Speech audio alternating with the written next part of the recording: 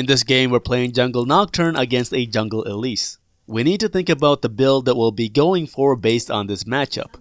Nocturne is amongst a handful of champions that have a number of different ways in which they can be built. The most popular Nocturne build is the AD cooldown reduction build. This build maximizes the upfront burst potential of Nocturne's kit and gives you the best odds of killing someone instantly. Another build that some players go for is an on-hit auto attack based build. While this lacks the upfront damage of the AD burst build, it's great for dueling if you need to slug it out with an opponent on the enemy team. But I realized from the very beginning of this game that neither of these builds are the best idea for this particular matchup, and we'll see why shortly. My first gank on the bottom lane was very close to the enemy team's side of the lane, and I end up tanking a lot of damage during this gank. This is not a coincidence. The moment I press R, I can expect to be taking a lot of damage in the team fights that follow, since my team has no real frontline tanks, thanks to the Misfortune support who our Varus is very upset to be laning with. I will have to find some way to soak up all the damage that gets thrown at me every time my team tries to make a play.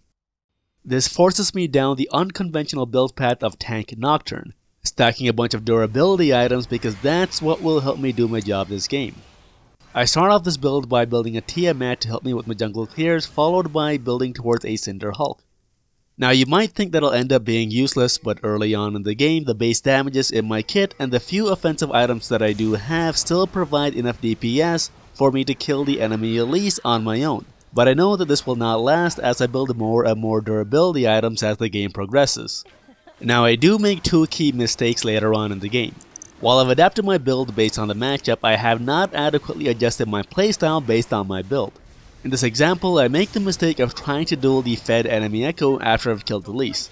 I should have saved my fear for Echo because I had no chance to win this duel with my build as it is, and I end up dying as a result. Similarly, later on, I ult onto Azir as if I have a full damage burst build. Naturally, I fail to kill him quickly and Azir gets away using his basic abilities. I should be sticking to the strengths of my build, and that is my ability to tank damage for my team.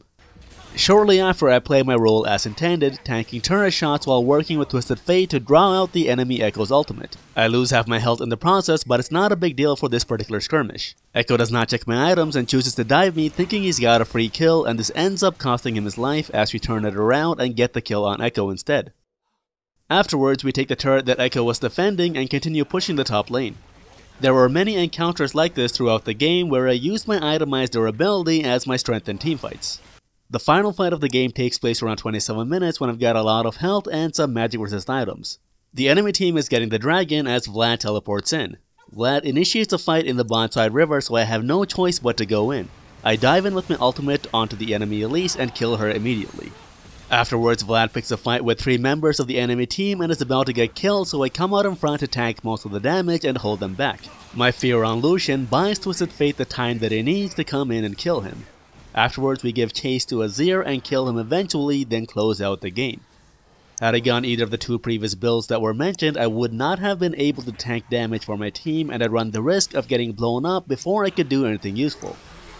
There are quite a few junglers that have the option of flexible build paths, so adjust your builds based on the matchup that you're in and adjust your playstyle to suit your new build. Do not build the same 6 items every single game.